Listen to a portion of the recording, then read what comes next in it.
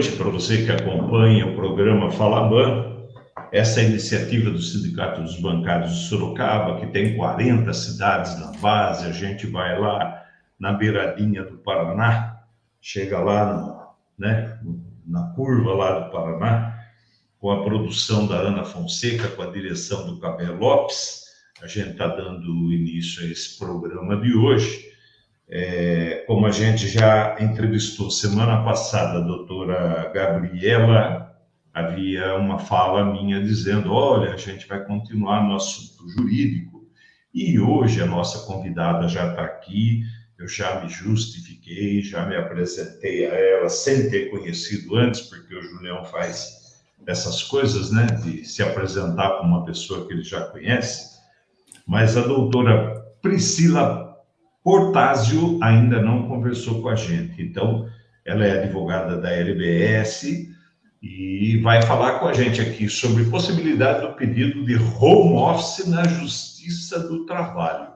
Muito boa noite, Priscila, seja bem-vinda aqui ao nosso programa, tudo bem com você?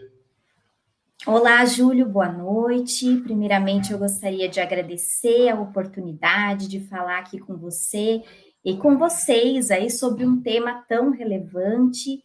Sou advogada aqui do escritório LBS, nós já temos uma parceria de longa data com o Sindicato dos Bancários de Sorocaba, e agradeço a oportunidade, espero que seja aí relevante para todas e todos que nos ouvem e nos assistem. Nós é quem agradecemos, Priscila, porque a gente vai variando os assuntos à medida que as coisas vão se apresentando, as dificuldades, enfim.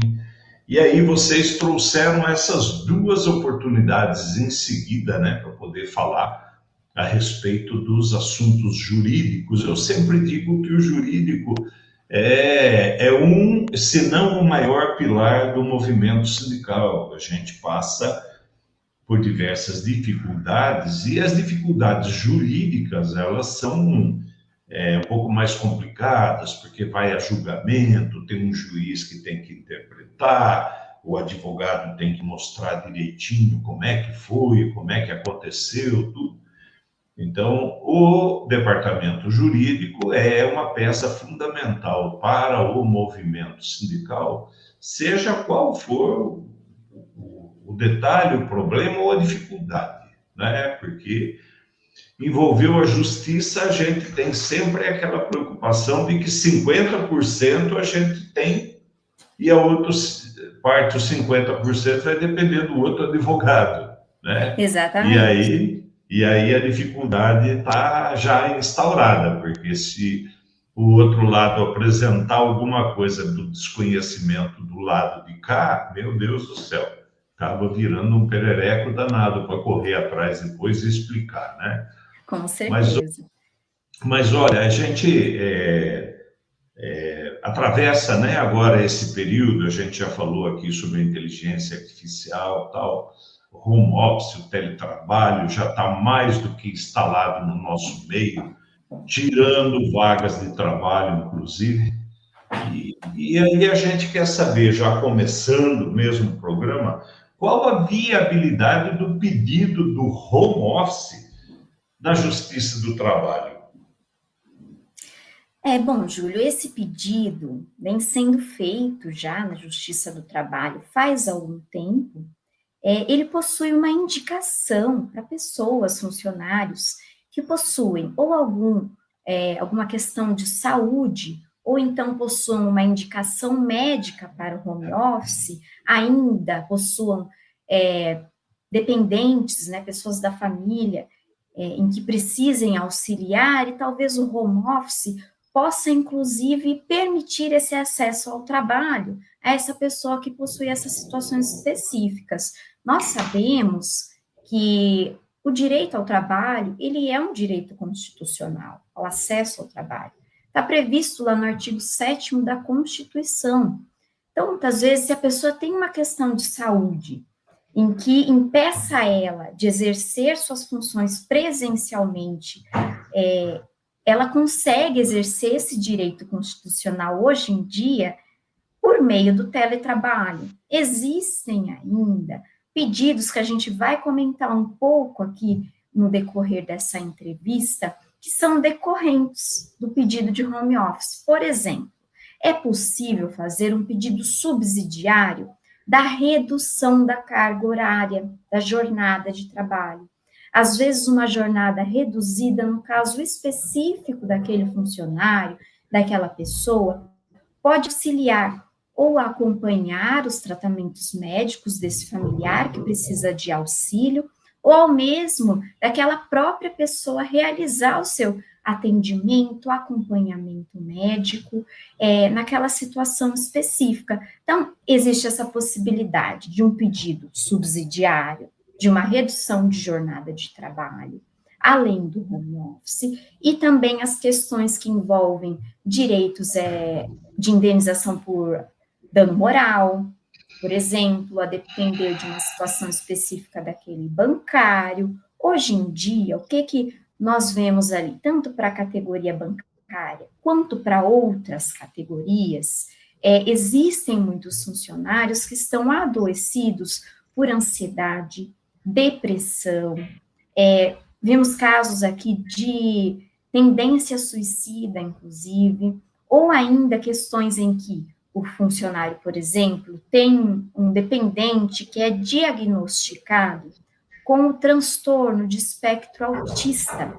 E nessa situação também é possível se pedir ali ou a redução da carga horária ou home office, justamente para acompanhar os tratamentos médicos dessa pessoa, ou então quando esse próprio funcionário possui o transtorno do espectro autista, casos ainda quando o funcionário ele exerce uma função específica para o PCD, ou tem uma dificuldade de locomoção.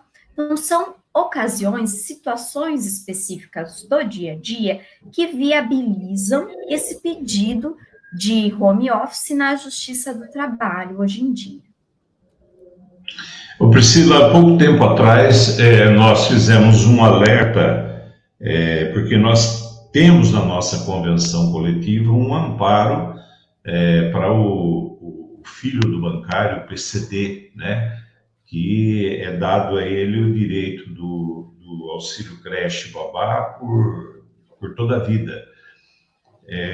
Digo isso porque nós tínhamos o conhecimento de um colega que tinha uma situação dessa, de um filho com um probleminha de saúde e tal, PCD, e nós começamos a descobrir outras pessoas que desconheciam o amparo da nossa convenção coletiva, né? Então, agora a gente chega aí à possibilidade do pedido do home office para quem também tem esse tipo de dificuldade na família, porque eu não sei como mas deve ser bastante difícil, né, de lidar com isso, de alguém que se torna dependente a vida toda.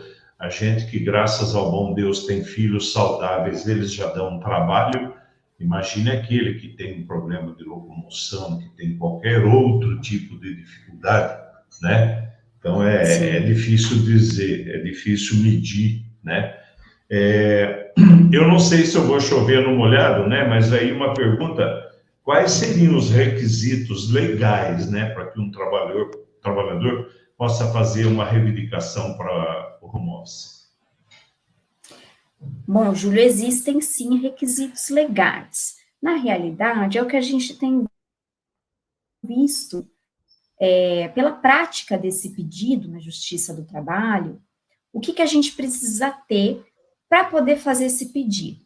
Primeiramente, tem que ter um pedido administrativo anterior. Então, esse funcionário, ele tem que ter pedido à empresa de forma administrativa, como, por exemplo, uma solicitação via e-mail, explicando a situação específica, a condição de saúde, anexando documentos e solicitando que o empregador passe ele ao regime de teletrabalho. O que a gente precisa demonstrar para o juiz? Justamente que a empresa tem que fazer isso de forma administrativa, ou seja, por meio de um pedido entre empregado a empregador. Com essa negativa, a gente leva ao judiciário, explicando justamente que não houve outra maneira senão acionar a justiça. Além disso, o que mais a gente precisa ter aqui? Documentação médica. A documentação médica é muito relevante. Primeiro, se for uma pessoa, um funcionário, que esteja adoentado, precisa da documentação médica como laudos médicos, pode ser também receitas médicas, se já teve algum afastamento médico, tudo isso é importante que a pessoa reúna a documentação para que a gente coloque também no processo. Outra coisa a se atentar, nessa documentação médica, como, por exemplo, um laudo psiquiátrico, é importante que ele converse com o médico explicando que talvez o teletrabalho, na percepção dele, fosse melhor por tais e tais situações, às vezes estar mais próximo da família, ter um acesso mais facilitado às consultas médicas, estar longe de uma movimentação grande de pessoas. Então, vai depender da situação daquele funcionário, daquela pessoa, ou então para acompanhar um filho que necessite, justamente isso precisa ser colocado no laudo como uma indicação para home office. Então, que aquele médico faça a indicação por escrito no laudo. Indico que esse funcionário trabalha ali na modalidade de home office. E o terceiro e último requisito que é preciso colocar é justamente que esse funcionário ele precisa exercer uma função presencialmente que seja compatível com o teletrabalho. Justamente o quê? Tem que ser uma função que ele exerça presencialmente e existam empecilhos para que ele exerça essa mesma função de forma telepresencial. O que a gente tem visto? Existem muitos funcionários que, na época da pandemia, trabalharam de forma telepresencial. Então, a gente consegue, inclusive, embasar o nosso pedido jurídico por meio dessa tese. É viável, é cabível, inclusive, que já exerceu, já fez esse pedido na época da pandemia, né? Então, já conseguiu realizar o trabalho telepresencial. Então, seriam esses 3 requisitos que precisam ser ali considerados. A gente sabe que a categoria bancária é uma categoria que a gente basicamente consegue, nem que seja por forma de adequação, exercer de forma telepresencial. Então, principalmente para essa categoria, já tivemos êxito em alguns casos aí nesse sentido, Júlio. Priscila, deixa eu fazer o papel do advogado do diabo, porque quando a gente dá uma orientação dessa, primeira coisa que vai bater na cabeça do trabalhador lá, nossa, se eu falar um negócio desse, o banco vai me dispensar, o banco vai me mandar embora, porque não tem interesse em me colocar trabalhando em casa, em home office, né? Você aconselha... Nós estamos falando agora do funcionário, não estamos falando de um problema na família, né? O funcionário que por qualquer motivo tem uma dificuldade, que seja ela pessoal, por exemplo, tem como ela adiantar alguma coisa, algum documento, procurar o médico primeiro, para o médico dar essa orientação, para ele já chegar munido do documento na empresa e dizer, olha, eu tenho essa dificuldade e eu tenho uma orientação médica para isso. Para tirar da cabeça do trabalhador que está com essa dificuldade, com essa síndrome do pânico, burnout, porque você citou, dificuldade de estar no meio de outras pessoas, né? Eu sei que isso acontece. Essa orientação, ela é cabível agora? Procurar primeiro o aconselhamento médico, o documento médico, para depois entrar com o banco e dizer, olha, eu tenho essa dificuldade e o caminho é esse. Sim, sim. Inclusive é o que nós recomendamos. Até para embasar uma ação judicial, nós precisamos de documentação robusta. Então, primeiro ele vai buscar o médico, vai ter a documentação, a indicação. Inclusive, a gente sabe que o bancário, outra categoria, faz o ASO, né? O atestado de saúde ocupacional, e é algo reiterado, né? Então, às vezes, conversar até com o médico do trabalho, explicar, olha, eu tenho essa indicação aqui, então no dia que for fazer o exame ocupacional ali de rotina, levar o seu documento do seu médico pessoal, particular, e conversar com o médico do trabalho. Às vezes ele coloca até uma indicação no próprio exame. Isso é um embasamento jurídico muito bacana. É importante que a gente entenda algo. Existem caminhos como afastamento médico, afastamento pelo INSS, mas esse funcionário, ele quer manter o exercício da função, né? E isso é um direito dele, constitucionalmente adquirido, né? Ele quer trabalhar, e inclusive eu vi uma decisão muito bacana nesse sentido, que o juiz fala isso, ele quer trabalhar, isso é um meio que ele pode exercer, e ele não quer se afastar, vai ajudar a saúde dele, vai manter o trabalho com o empregador, ou seja, é bom para os dois lados, né? Então, o juiz elogiou a iniciativa do trabalhador de querer continuar trabalhando numa outra forma, mas dentro da instituição. É legal isso, né? Sim, legal. Muito bacana. Bacana. Priscila, em qual situação, né, os tribunais têm reconhecido o direito ao teletrabalho, mesmo contra a vontade do trabalhador? Eu já meio que antecipei um pouquinho ali, né? Mas é isso. Às vezes a gente tem boa vontade e o empregador, o dono da casinha, não quer, né? Quais são as situações do tribunal aí vantajosas para nós?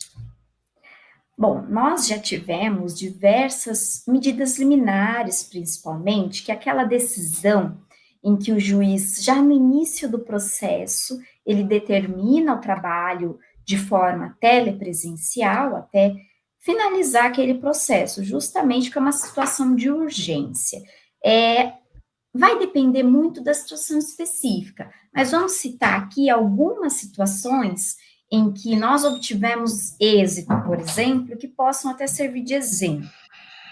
Por exemplo, filho diagnosticado com transtorno de espectro autista, a gente tem um embasamento jurídico, inclusive no Estatuto da Criança e do Adolescente, a proteção à criança e ao adolescente, e conseguimos liminar para que esse pai, essa mãe, esse trabalhador consiga o trabalho de forma telepresencial, justamente para acompanhar essa criança, né?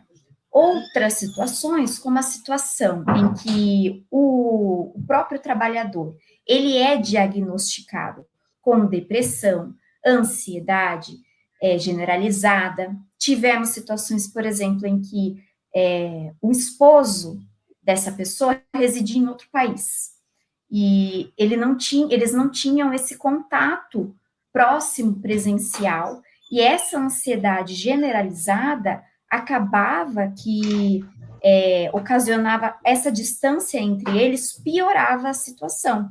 E essa pessoa, esse trabalhador, já tinha trabalhado em home office na pandemia, atualmente já realizava ali uma jornada híbrida, e nós conseguimos, de forma liminar, para que estivesse perto, né, da esposa, o teletrabalho até o final do processo. Vamos colocar outra situação que eu vi aqui do escritório mesmo, em que a esposa estava doente, com tendência suicida, e o bancário, esse era da Caixa Econômica. Ele pediu o teletrabalho para poder acompanhar ela, já que eles residiam no estado aqui de São Paulo, mas a família residia em outro estado, e ele era a única pessoa que poderia acompanhar essa esposa, estar próximo da esposa nesse momento, acompanhar o tratamento próximo dela. Conseguimos também eliminar, ainda é um processo que não tem sentença definitiva, mas veja que são situações que a gente tem que pensar fora da casinha, né, da caixinha, porque vai depender muito do que acontece com aquela pessoa, com aquele funcionário. Uma outra situação que eu separei aqui, quando esse funcionário, né, possui uma enfermidade, o home office vai ajudar, vai auxiliar a manter o tratamento dele, né, ou então, uma situação que aconteceu era do Banco do Brasil também, TRT 10, então era a região de Brasília. Esse bancário, ele possuía ali uma ansiedade generalizada, ele já vinha de um afastamento do INSS, retornou para o banco, começou aquele atendimento sem parar com muita gente, então ele começou a piorar muito e ter crises de psoríase por conta do estresse forte. Então a gente pediu essa liminar e conseguimos. Ele começou o regime de teletrabalho e aquilo acalmava ele era escriturário do Banco do Brasil e já tinha exercido também na pandemia. Foram situações aí que a gente pode usar como exemplo de êxito que tivemos. Tá, Priscila, me preocupa um pouco, né, a forma que você acabou de usar agora de explicação, citando 2 bancos federais. Qual a minha preocupação?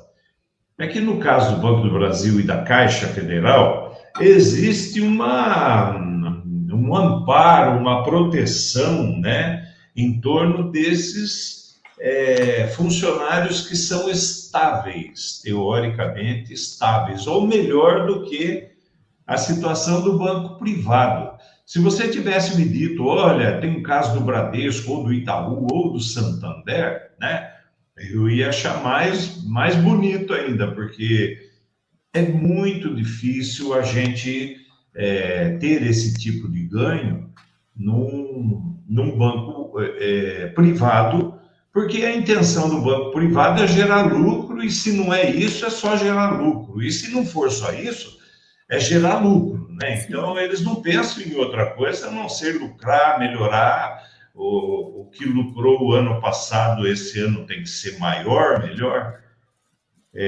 Então, a gente fica um pouco reticente, dá uma certa preocupação, né, nesse sentido.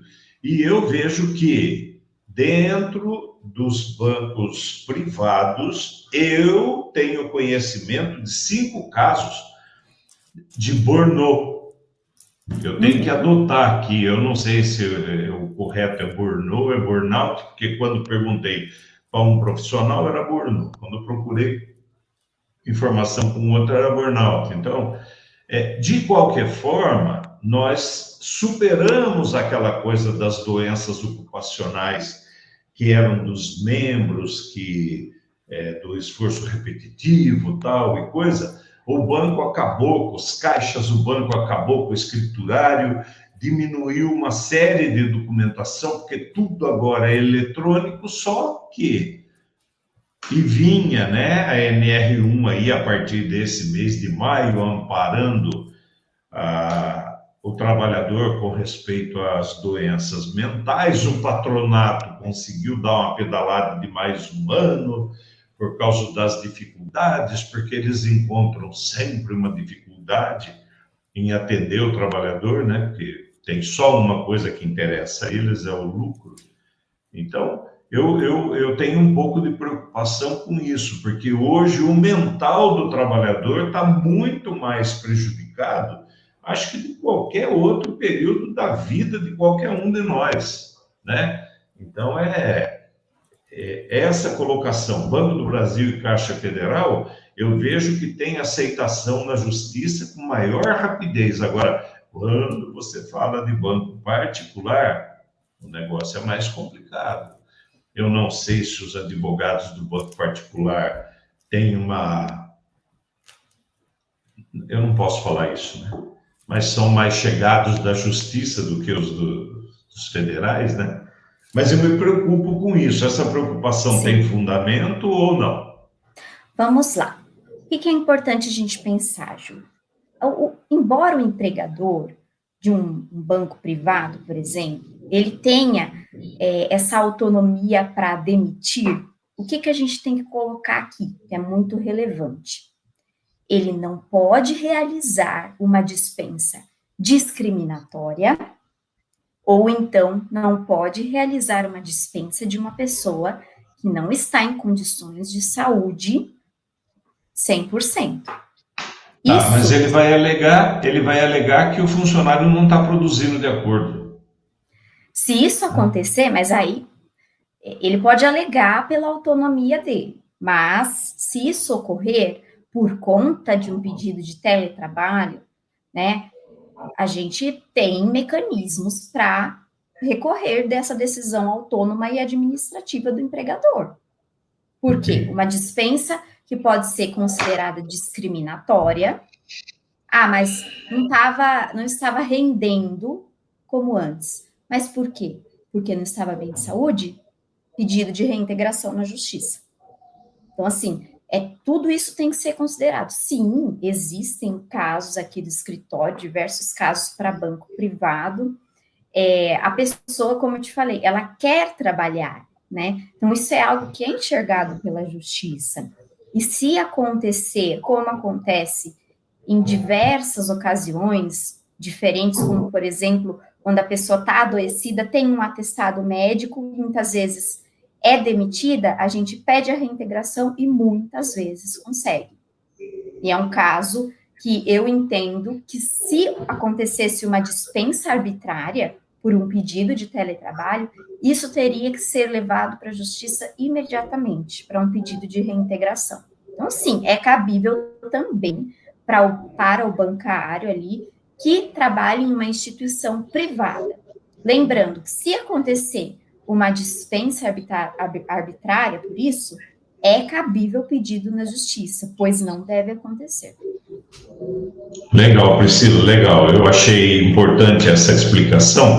Dei uma exagerada na pergunta aqui, mas era nesse ponto que eu queria chegar, porque a justiça também, ela não pode ser cega, né? E aí eu parto para outra pergunta, né? Quais são os documentos ou as provas, né, que são recomendadas para embasar esse pedido junto ao banco? Bom, essa pergunta ela vai se misturar um pouquinho com o que a gente falou dos requisitos, mas eu acho que é importante que a gente ressalte e pontue para que o bancário ou funcionário também de outra instituição possa se resguardar e procurar. Então, vamos lá. Pedido administrativo. Então, mandou e-mail, guarda em PDF numa pastinha esse e-mail. A resposta da instituição, do banco, que for privado ou público, não tem problema, guarda numa pastinha para enviar para o advogado. Documentação médica. Tem que ter uma documentação médica atual, que demonstre a situação atual da pessoa. Também um histórico médico, se possuir, é interessante, né? Para que a gente relate ali no processo e para que o juiz entenda, né? Toda a situação da pessoa, além da atividade ser compatível. Né? Então, é importante que a gente demonstre um histórico para o juiz de tudo o que aconteceu. Inclusive, nesse processo, a gente vai fazer o pedido que a gente chama liminar, a tutela de urgência. Quando uma situação é urgente, a gente precisa ali do teletrabalho, e também é possível fazer o pedido subsidiário, como eu comentei, da redução da jornada de trabalho. Então, às vezes, não consegue o home office, mas consegue um auxílio aí pela redução da jornada. Então, seriam esses ali os requisitos e a documentação principal que a pessoa precisa se atentar para guardar numa pastinha em PDF e encaminhar ao advogado. Documento é assim, tem que ser tudo guardado bonitinho, né, Priscila? Porque senão, falado de boca, não está escrito, pode mudar a qualquer momento, né? Exatamente. A gente vive aí algumas experiências negativas nesse sentido. Existe alguma jurisprudência, né, recente que fortaleça esse direito do trabalho remoto, principalmente baseado nas questões de saúde? Sim, para responder esse questionamento, eu separei aqui algumas ações, principalmente coletivas, para comentar com vocês, e também um pouco do embasamento jurídico desse pedido, que eu vou aproveitar para falar aqui. Bom, nós tivemos muitas vitórias liminares com esse pedido até agora. Então, tem muito processo que ainda está aguardando a sentença definitiva. Então, por exemplo, lá em abril de 24, a gente teve uma vitória de um bancário que era portador do TEA, e acabou com episódios de pânico também. Teve uma decisão liminar deferida para o regime 100% telepresencial. Isso aconteceu lá no estado do Piauí, na Vara do Trabalho de Piripiri. Também separei aqui uma decisão que a gente conseguiu em agosto de 24, do Sindicato dos Bancários de Guaratinguetá. A gente ingressou com uma ação coletiva, nesse caso aqui foi em face da Caixa Econômica, mas aqui para pedir o reconhecimento da redução da jornada de trabalho. Então, reduz 50% a jornada, independente da jornada já exercida por aquele bancário, sem a redução do salário. Para quem? Para quem é pessoa com deficiência, ou então tenha sob a sua dependência uma pessoa com deficiência. Então, teve a jornada reduzida. A gente já teve sentença desse processo, agora está em fase recursal. Por hora, conseguimos vitória até aqui. Comentei já anteriormente sobre essa liminar do Banco do Brasil, do escriturário, que foi um caso bem emblemático por conta da decisão aí do juiz, que falava justamente sobre esse interesse do trabalhador em continuar trabalhando, né? Isso é muito interessante para que o bancário entenda que o que ele está fazendo ao pedir o teletrabalho é justamente exercer o direito ao trabalho dele, né? Coloquei aqui também, em dezembro de 23, tivemos uma decisão bem interessante de uma bancária que era mãe de gêmeas autistas. Tivemos a vitória lá no Tribunal Superior do Trabalho, então, na última instância ali, em que conseguimos justamente a redução da jornada. Então, são decisões interessantes, óbvio que tem muitas outras de diversos bancos, seria interessante aí a gente comentar. Separei um pouquinho da base legal para a gente conversar. Vou passar aqui rapidamente o que eu separei. Bom, o teletrabalho, ele já é reconhecido na CLT, está lá no artigo 75B. Vamos ver rapidinho o que fala o artigo. Considera-se teletrabalho ou trabalho remoto a prestação de serviços fora das dependências do empregador de maneira preponderantemente ou não, com a utilização de tecnologias de informação e de comunicação, que por sua natureza não configure o trabalho externo. Ou seja, o teletrabalho é aquele em que nós temos a prestação de serviço fora da dependência do empregador, mas que use a tecnologia de informação. Nada mais é do que a pessoa que muitas vezes usa um computador, né? Então, trabalha ali com a tecnologia. O que a gente fala hoje de embasamento jurídico para uma ação dessa? Não existe uma previsão legal específica para pedir o teletrabalho em razão de saúde. Isso não existe ainda na legislação, mas existe jurisprudência, existe legislação que traz ali uma situação de comparação. Por exemplo, existem bancos que têm normativos internos. E nos normativos internos, muitas vezes, traz a possibilidade do teletrabalho para aquela função. Um exemplo, a gente sabe que a Caixa tem normativos internos, que a gente faz diversas ações embasadas até nesses normativos. Então, descumprimento de um normativo, e a Caixa, ela tem um normativo que prevê trabalho remoto definido pelo gestor. É um argumento, né, que pode ser utilizado. Outro ponto importante que eu gostaria de colocar aqui. Sobre o TEA. As pessoas que estão diagnosticadas com TEA, que é um assunto que vem sendo bastante falado hoje em dia, o próprio diagnóstico do TEA. A gente tem que falar da Lei 12.764, de 2012. Ela institui a Política Nacional de Proteção dos Direitos da Pessoa com o transtorno do espectro autista. O que garante essa lei? Justamente essa viabilidade ao trabalho, né? Então, a gente tem que pensar ali em fundamentos de leis esparsas para trazer nesse tipo de ação. Outras questões aqui que a gente precisa colocar nessa ação. Fundamentos constitucionais. Artigo 7º, que traz o direito ao trabalho. Temos também o artigo 196, que traz o direito à saúde como um dever do Estado. Então, isso vai embasar uma ação que seja para um funcionário de um banco público, um banco privado, cabe ao Estado garantir o direito à saúde.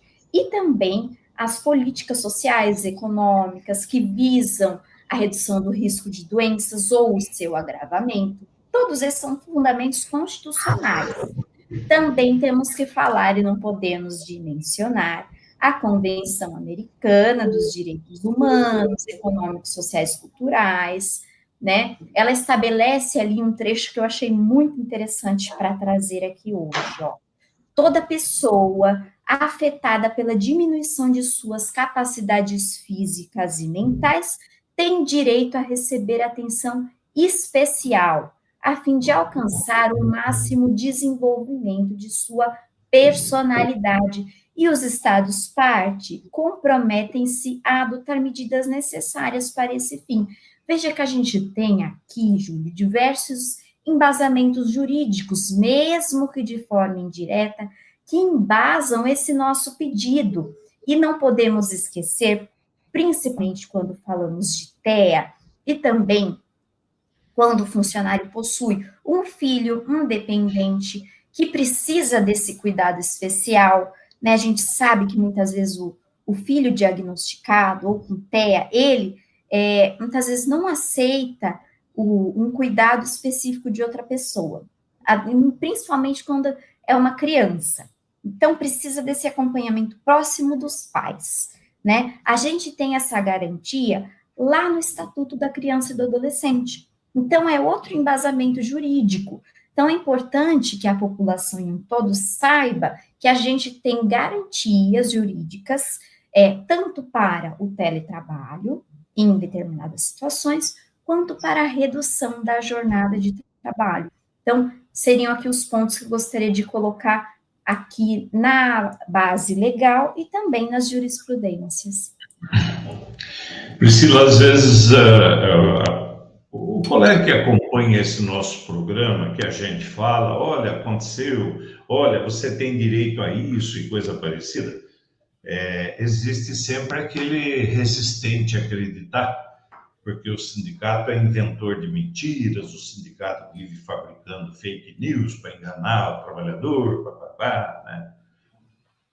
E aí eu vou citar um caso do bancário que já acometido de uma doença ocupacional há vários anos, estava afastado aqui da nossa base, Sorocaba.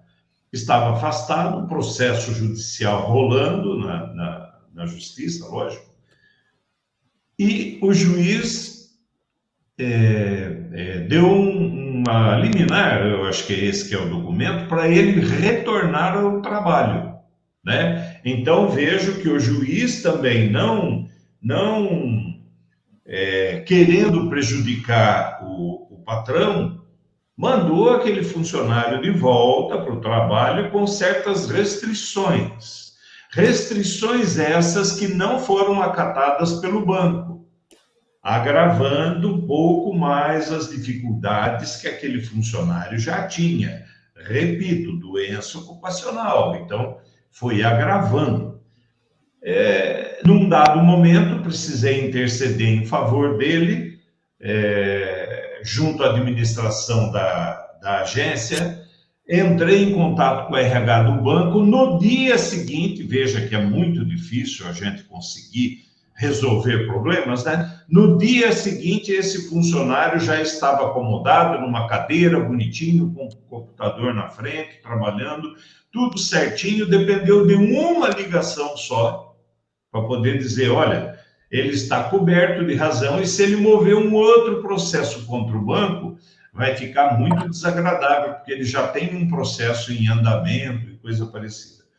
O fake news da história é que os colegas do banco diziam que ele já estava rico, que ele tinha sido indenizado, que o banco já havia pago a indenização dele, E como eu falei, o juiz deu um documento para ele retornar ao trabalho. Ele ainda não ganhou o processo, né? Sim. Pensamos que estava tudo resolvido, e aí eu acho que vem a parte pior da história.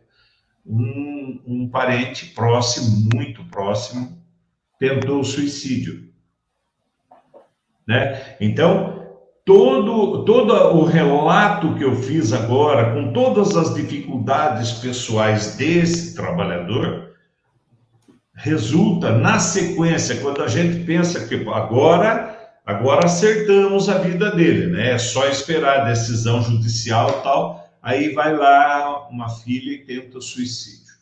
Então, nós temos inúmeros problemas dentro da nossa instituição, problemas pessoais, problemas familiares, problemas profissionais, assédio moral, assédio sexual, nossa, né? E ainda tem gente que acha que o sindicato não faz nada, não trabalha, não. Última pergunta, que estamos ultrapassando os 40 minutos. Caso a justiça conceda o home office, né? Quais as obrigações que o patrão tem para manter essa relação de trabalho com respeito, principalmente, à ergonomia? Sim, mantém-se as determinações como se estivesse ali de forma presencial. Então, o empregador, ele precisa entregar ao funcionário todo o equipamento necessário ao trabalho. Então, muitas vezes vai ser uma cadeira adequada, que mantenha aquela ergonomia para o funcionário, o equipamento de computador mesmo, teclado, para que ele continue trabalhando, e também, por óbvio, vai ter que manter ali as condições, inclusive psicossociais, para aquele funcionário, né?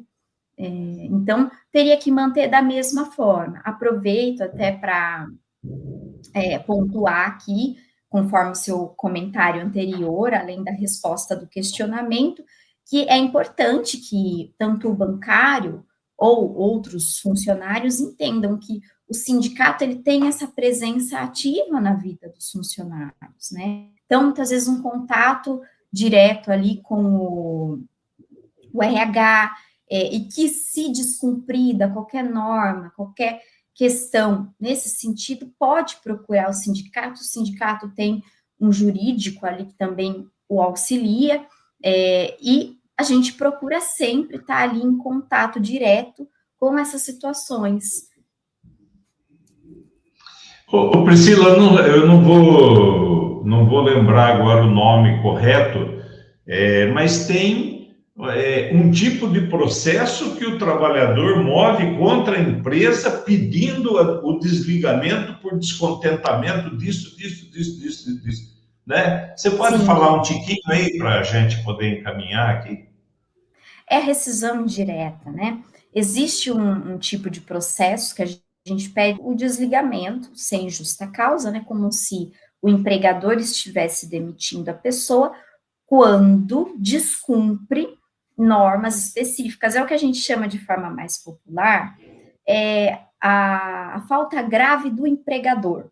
Então, quando o empregador comete uma falta, né? Então, na justiça tem uma jurisprudência que entende que são casos ali muito específicos, como, por exemplo, a ausência de recolhimento do FGTS, mas é importante que, no caso concreto, a gente avalie cada pessoa, que se entenda dentro desse contexto, que busque o sindicato e o auxílio jurídico até do sindicato para que a gente possa avaliar. A gente sabe que na categoria principalmente bancária, a gente tem muitos questionamentos com relação à doença ocupacional, à cobrança excessiva de metas, ao dano organizacional, né, que muitas vezes gera a doença naquele funcionário.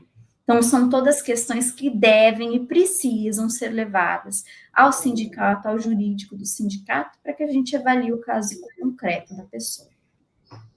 E isso não é fake news, né? É uma realidade, uma verdade. Exatamente. Tá. Priscila, a gente conseguiu meio que cumprir aí 46 minutos, né? A nossa proposta aqui dos 40 minutos. Se você tiver alguma coisa para falar que de repente a gente não perguntou aqui, fique à vontade antes da gente poder encerrar o programa. Gostaria apenas de reiterar, então, meus agradecimentos a quem nos acompanhou até aqui. Foi uma conversa muito bacana, acho que muito relevante, e trazer isso, né, para os bancários e também para outras categorias que queiram procurar um auxílio nesse sentido. Também agradecer ao programa e reforçar essa nossa parceria de tantos anos aí com o Sindicato dos Bancários da região de Sorocaba, que abrange ali uma região muito grande, né? Agradecer mesmo a oportunidade, viu, Júlio? Priscila, eu vou fazer agora duas justificativas, uma justificativa e uma explicação. A explicação: a Convenção Coletiva de Trabalho dos Bancários, segundo as categorias profissionais, é uma das mais completas do mundo. Então, a nossa convenção coletiva, que fala do teletrabalho, ela é muito mais abrangente do que as do primeiro mundo, né? A gente sempre faz questão de dizer que a nossa convenção, se não é a melhor, né? Está beirando lá, está no pódio, está entre os 3 primeiros lá em cima. E segundo, essa entrevista com a Priscila é uma gravação, que a doutora tem um problema para fazer a gravação noturna, para fazer o ao vivo noturno. Então, nós estamos gravando durante o dia, daí não temos condição de estar mostrando aí para a doutora também as pessoas que participam, as pessoas que fazem perguntas para a gente, mas a gente vai se incumbir aqui. Eu vou pedir para a Ana que, se alguém manifestar, se alguém perguntar qualquer coisa, a gente caminha via eletrônico, né? E a doutora responde e a gente encaminha para quem perguntou.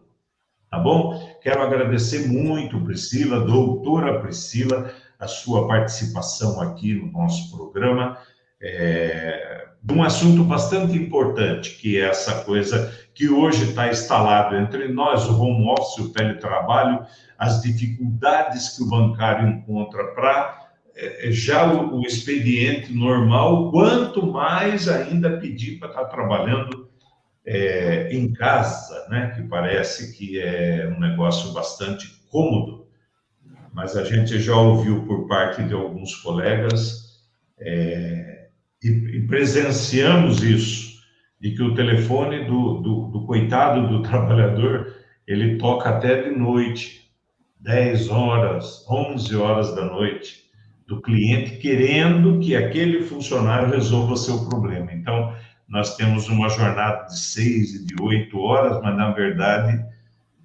com a colocação da inteligência artificial à disposição de todos, inclusive do cliente, o bancário está trabalhando até fora de hora, quase beirando a madrugada lá.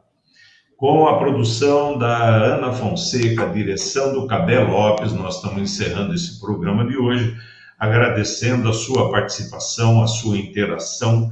Se houverem as perguntas, por favor, pode mandar que a gente encaminha para a doutora, deixando claro que estamos aqui para trabalhar em favor do trabalhador. A gente fala muito da categoria bancária, mas tem muitas outras profissões que podem se espelhar nesses exemplos que a gente traz. A doutora citou umas, Banco do Brasil, Caixa Federal, mas nós temos inúmeras outras entidades de outras categorias que podem se espelhar nesses exemplos, né? e aí, juridicamente, tudo é possível. É necessário contratar um advogado ou uma empresa de advogados que saiba direitinho da tua convenção coletiva e o que está fazendo. Não adianta pedir um monte de coisas lá que não são cabíveis àquela categoria. A gente já viu muito disso. Não procura advogado do sindicato, procura um advogado da esquina, da rua, depois o advogado pede um absurdo que não tem nada a ver, ou então cobra um valor acima do desejado ou, né, do prometido, e aí não dá para o sindicato ajudar. Tá bom? Grande abraço, Priscila, tenha um bom descanso, um bom trabalho aí na sua jornada diária, e eu fico aqui à disposição, a Ana também, para as novidades. Quando chegarem aí as novidades e que a gente possa tornar público, por favor, use esse nosso veículo que nós estamos à disposição. Tá bom? Grande abraço a todos, uma boa noite, bom descanso, que Deus permita que o nosso sono ainda seja tranquilo e que não fique dependendo de meta do banco. Tchau, até segunda que vem.